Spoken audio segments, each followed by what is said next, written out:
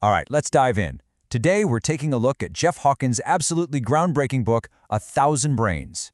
It goes after one of the biggest questions in all of science, and let me tell you, the answer might just change how you think about, well, thinking itself. Think about this quote for a second. Francis Crick, the guy who helped discover DNA, said this decades ago. And you know what? Even with all the incredible technology we have today, that fundamental mystery is still there. This isn't just some dusty old academic puzzle. We're talking about the nature of reality itself. I mean, really think about that. That squishy, kind of weird-looking 3-pound organ inside your skull is generating everything you are seeing, everything you are feeling, everything you believe right this second. How in the world is that even possible? This is the core question we're going to try and unpack. Okay, so to even start to unravel this thing, we've got to zoom in. We need to focus on one specific and absolutely massive part of the brain that seems to hold the key, the neocortex. Just let that number sink in for a minute. 70%. The neocortex isn't just some little component. It's basically most of our brain. And this huge chunk of real estate is where all the magic of intelligence really happens. You know, literally everything we think of as us, our ability to see the world, to talk about complex ideas, to make music, to figure out the universe with science, it all comes from the tissue of the neocortex. So the logic is simple, right? If we can crack the code of the neocortex, we can finally understand intelligence itself. So, where do we start? Well, the first huge clue comes from a neuroscientist named Vernon Mountcastle.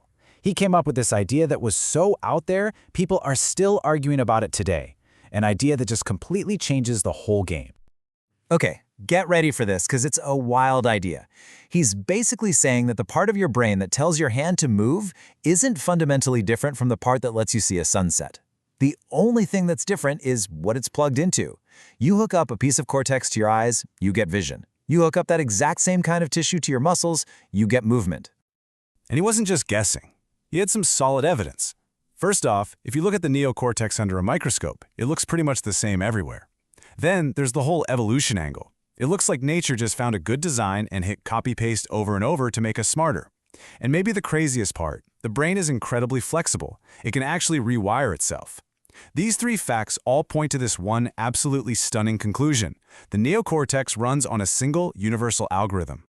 So this is it. This is the billion-dollar question. If seeing and hearing and moving and even thinking are all just different flavors of the same basic recipe, what on earth is that recipe? And that is where Jeff Hawkins' work comes in. He calls it the 1,000 brains theory. And the answer, surprisingly, is that your brain is basically a map maker. So here's the big idea in a nutshell. Every little piece of your neocortex is busy building models of the world. It does this by creating a kind of map, what Hawkins calls a reference frame, which it uses to understand the structure of everything it comes across, from something simple like a coffee cup to a really complex idea like democracy. Now, this is a huge shift from how we used to think. So you can just throw out that old idea of the brain as a computer. It's not just sitting there processing data. It's an active, dynamic system. It learns by moving, by touching, by seeing how things change as it explores, and it's constantly updating thousands of these little maps of reality. And when I say thousands of maps, I am not exaggerating. Your neocortex has something like 150,000 of these little units called cortical columns. Each one is its own tiny brain, its own little map maker, learning a model of the world from its own unique perspective. So what you experience as reality is actually a consensus. It's a vote between all these tiny models. It's not one brain, it's thousands of them. Okay, so what? If this theory is right, what does it actually mean for us? Well, one of the first places it makes a huge difference is in the world of artificial intelligence. Hawkins argues that the AI we have today, as powerful as it is built on a totally different and much more limited principle than our brains. And the difference here is it's absolutely fundamental. Think of today's AI. It's really good at matching patterns after you feed it a mountain of data, but it's brittle. It can't really adapt without being completely retrained. A true general AI, one built on these 1,000 brains ideas, would be totally different. It wouldn't just match patterns, it would build its own model of the world. It would learn all the time, just from experience, making it flexible, robust, and truly intelligent. But this isn't just about robots and AI. The implications get way more personal. In fact, maybe the most profound idea in the whole book is what this says about us. It points to this deep internal battle that's going on inside every single one of us. See, the thing is, we're all walking around with two brains crammed into one skull. You've got the old brain, the one we share with reptiles.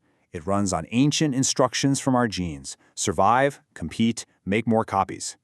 And then you have the new brain, the neocortex. It's playing a totally different game.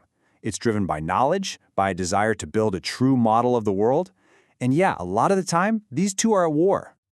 And this quote from Hawkins just nails it. Humanity is kind of at this fork in the road, right? Our new brain, our intelligence, has given us these godlike powers to change the entire planet.